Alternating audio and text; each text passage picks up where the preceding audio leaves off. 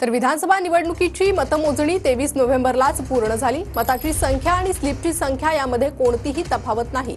निवडणूक आयोगाने महत्त्वाची माहिती दिली आहे। विरोधक ईव्हीएमवर प्रश्न उपस्थित करत असताना आयोगाने हे स्पष्टीकरण दिले आहे।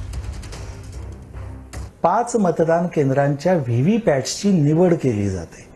ही निवड रँडम सिलेक्शन पद्धतीने म्हणजे क्रमांकाच्या चिठ्ठ्या टाकून त्यातल्या कोणत्याही 5 या उचलल्या जातात आणि या व्हीव्हीपॅटच्या स्लिपचं काउंटिंग सर्व काउंटिंग एजंट्सच्या उमेदवारांच्या प्रतिनिधीसमोर करताना भारत निवडणूक आयोगाचे निरीक्षक सुद्धा तिथे उपस्थित असतात।